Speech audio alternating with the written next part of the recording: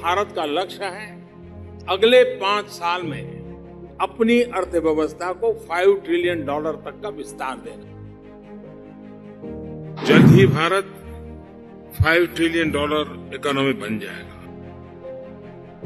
साथियों, अब भारत ने ये तय किया है कि आने वाले 5 वर्षों में हम अपनी इकोनॉमी के साइज को 2 गुना करने का प्रयास करेंगे। $5 ट्रिलियन।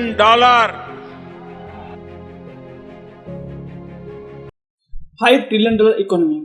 हमारा देश को आजाद होते हुए 78 ईयर्स के बाद भी जहां हम $5 ट्रिलियन के लिए ख्वाब देख रहे हैं, वहां चाइना ऑलरेडी $19 ट्रिलियन तक पहुंच चुका है। आपने तो कई बार हमारा प्राइम मिनिस्टर जी से ये बोलते हुए सुने होंगे कि हमारा देश नेक्स्ट 3 से 4 साल में $5 ट्रिलियन इकोनॉमी बनने जा रहा है। बट हमारे मन में ये सवाल आ रहा है कि अगर इंडिया $5 ट्रिलियन इकोनॉमी बन जाता है तो हमको क्या मिलेगा? क्या हमारा अच्छा दिन आ जाएगा? क्या हमारा देश का जो बुनियादी प्रॉब्लम्स है like unemployment, wealth inequalities, poverty and health का जैसे इशूज सॉल्व हो जाएगा? चलिए आज हम इसको स्टेप बाय स्टेप जानने के लिए कोशिश करते हैं। My name is Prari, welcome to my channel look around. अगर हमारा कोशिश अच्छा लगे तो प्लीज लाइक एंड सब्सक्राइब करना मत भूलिए।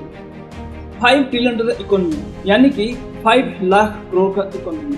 करेंटली हमारे देश का इकोनॉमी $3.9 ट्रिलियन है, लगभग 4 ट्रिलियन, यानी कि टू ऐड अनदर $1 ट्रिलियन और economy will take another 3 to 4 years। ये हम नहीं, गवर्नमेंट ऑफिसर्स का प्रेडिक्शंस है। अगर हम हमारा देश का पॉपुलेशन देखें, हमारा देश आज दुनिया का सबसे ज्यादा पॉपुलेटेड कंट्री है विद 144 करोड़, यानी कि ज्यादा लोग, ज्यादा कंजप्शन और ज्यादा इकोनॉमिक एक्टिविटीज।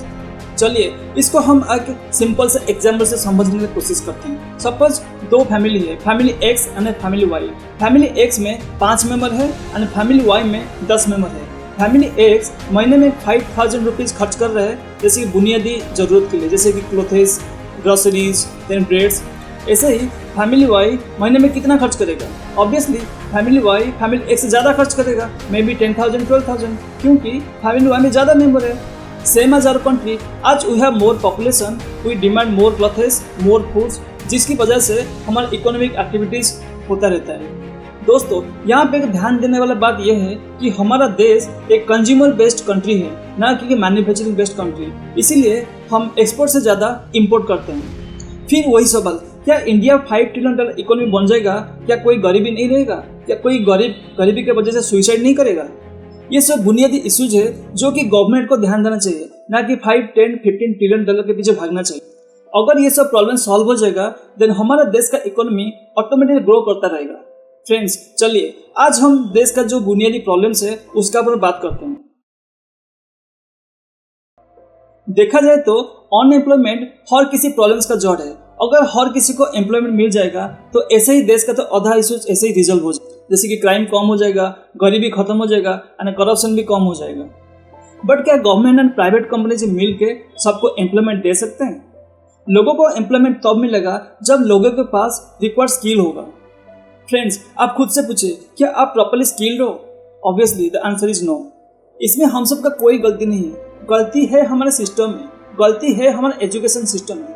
आज पर लेटेस्ट डेटा अवेलेबल, इंडिया का अनएम्प्लॉयमेंट रेट 7.3% है, जो कि highest among the top economies. हमारे देश में हर साल 1.07 करोड़ स्टूडेंट्स ग्रेजुएट होते हैं। क्या सबको एम्प्लॉयमेंट मिल पाता है? नहीं, ओनली 46 लाख स्टूडेंट्स को एम्प्लॉयमेंट मिल पाता है। रेस्ट 54 लाख स्टूडेंट्स को तो जॉब मिल ही नहीं पाता है। और जिस किसको एम्प्लॉयमेंट मिल पाता है उनका पास भारी मात्रा में स्किल्स का कमी पाया गया है। ऐसा नहीं है कि कंपनीज के पास जॉब वैकेंसी नहीं है, बट कंपनीज को सही स्किल्ड वर्कफोर्स मिल ही नहीं पाता है। इसीलिए IBM का प्रेसिडेंट जेनी रोमेटो ये बोलते हैं, sorry India, you do not have skills. अगर आप ये रिपोर्ट देखें, इंडिया के पास 64% स्टाफ का कमी है। सो इसीलिए वो नेसेसरी हो जाता है कि बच्चों को स्कूल लेवल पे एक्सपोजर दे और उनको ट्रेंड करे, ताकि वो बड़ा होकर देश का ग्रोथ में कंट्रीब्यूट कर सके।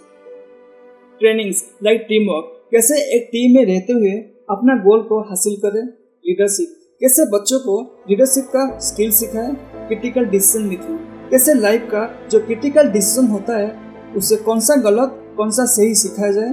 Then personal development, communication skills, even vocational training. बच्चों को प्लांट्स एंड मैन्युफैक्चरिंग यूनिट्स को विजिट करा के उसको रियल एक्सपोजर दिया जा सकता है। Although in our current budget 2024, Indian government skills development के लिए 1.48 लाख करोड़ का एलोकेट किए हैं, बट हम ऑलरेडी पीछे रह चुके हैं। होपफुली इसका पॉजिटिव इम्पैक्ट आने वाले दिनों में दिखाई दे। इंडिया वर्ल्ड में सबसे ज्यादा वेल्थ इन इक्वलिटीज कंट्री में से एक है। इवन ब्राजील और साउथ अफ्रीका से भी पीछे है। इसका मायने ये है कि हमारा कंट्री में पुअर एंड रिच का अंदर जो प्रॉपर्टी का गैप है वो बढ़ता चला है। इवन वो सबसे हाईएस्ट पॉइंट में है आफ्टर इंडिपेंडेंस। गरीब गरीब होता जा रहा है एंड रिच रिच होते जा रहे हैं, एंड ये सब के लिए सिर्फ गवर्नमेंट पॉलिसी सोली रिस्पॉन्सिबल है। According to the recent report from research group inequality lab, India का टॉप 1% रिचेस्ट लोग इंडिया का टोटल प्रॉपर्टी का 40.1% ओन करते हैं। कैन यू इमेजिन, देश का 40% प्रॉपर्टी इन लोगों के पास है, जबकि आज भी गरीब 2 वक्त की रोटी खाने के लिए तरस रहा है। अगर आप ये चार्ट देखें तो यहाँ पे देश का टॉप 10% लोग इंडिया का 57.7% प्रॉपर्टी ओन करते हैं, जबकि मिडिल 40% लोग 27.3% एंड लास्ट जो 50% लोग हैं वो देश का ओनली 15% प्रॉपर्टी ओन करते हैं। ये सब गवर्नमेंट का इनएबिलिटी है, जो कि आज भी majority of rural people agriculture का वो डिपेंडेंट है। देखा जाए तो गवर्नमेंट को सोसाइटी में कैसे इक्वालिटी ला जाए उसका पर काम करना चाहिए, ना कि 5, 10, 15 ट्रिलियन डॉलर के पीछे भागना चाहिए। ये बात तो किसका छुपा नहीं है कि इंडिया का हेल्थ केयर सिस्टम इतना डिजास्टर सिचुएशन में पहुंच गया है। यहाँ तो गरीब और धनी दोनों लूटे जाते हैं, इसीलिए हम सबको डर लगता है कहीं हमको मेडिकल जाना पड़े। क्या आपको पता है कि इंडियन गवर्नमेंट हेल्थ केयर का ऊपर कितना खर्च करता है? 2%, ओनली 2% ऑफ बजट, उससे भी कम। आप अगर हमारे नेबरिंग कंट्री के साथ कंपेयर करें तो इंडिया बहुत पीछे है। वेस्टर्न कंट्रीज के साथ क्या ही कंपेयर करें। हमारे इंडियन गवर्नमेंट हेल्थ केयर पे जो खर्च कर रहे हैं उसका ट्रेंड से ये पता चलता है कि गवर्नमेंट अपना फ्लैगशिप प्रोग्राम आयुष्मान भारत योजना में मेजॉरिटी ऑफ द बजट खर्च कर रहे हैं। एंड इसका जो बेनिफिट है हम तुम जैसे मिडिल क्लास को मिलता ही नहीं है। इसका एलिजिबिलिटी क्राइटेरिया में मिडिल क्लास जो टैक्स देते रहते हैं वो तो फॉलो ही नहीं करते। इसका एलिजिबिलिटी क्राइटेरिया क्या है पता है? जो लोग schedule caste schedule tribe category का हो, जिस फैमिली में 16 साल से ज़्यादा मेंबर का कोई इनकम ना हो और फैमिली का टोटल इनकम 2.5 लाख से कम हो, जिस फैमिली में कोई अडल्ट मेल मेंबर ना हो, बस बेचारा मिडिल क्लास चुपचाप अपना टैक्स देते रहे और उसका कोई बेनिफिट मिलता ही नहीं है। क्या गवर्नमेंट को ये भी पता है जिसको वो सो कॉल्ड मिडिल क्लास बोलते हैं, उनको जब मेडिकल में 3 to 4 लाख खर्चा आता है उनको लोन्स का सहारा लेना पड़ता है, और जिसकी इसका कॉर्पोरेट इंश्योरेंस है उसको मेडिकल एंड इंश्योरेंस कंपनीज मिल के लूट लेते हैं। अगर आप कैशलेस ट्रीटमेंट अवेल करते हैं और कॉर्पोरेट में जॉब करते हैं, देन आपका ट्रीटमेंट होने से पहले डॉक्टर आपको कौन सा कंपनी में जॉब करते हैं, आपका स्पाउस जॉब करते हैं नहीं करते हैं, आप किस पोस्ट में हैं, इवन किस किस केस में तो आपका सैलरी पूछ लिया जाता है, ताकि आपको आपका स्टैंडर्ड का हिसाब से बिल बना सके। यानी कि same treatment but different bill to different patient, किसको ज़्यादा किसको कम। उसके बाद प्राइवेट हॉस्पिटल्स आपको डिफरेंट वे में पैसा लूटते रहते हैं, जैसे कि overcharging of consultation charges, then recommending particular companies medicine rather than generic medicine for commission purposes, commission के लिए unnecessary test, even unnecessary fake surgeries.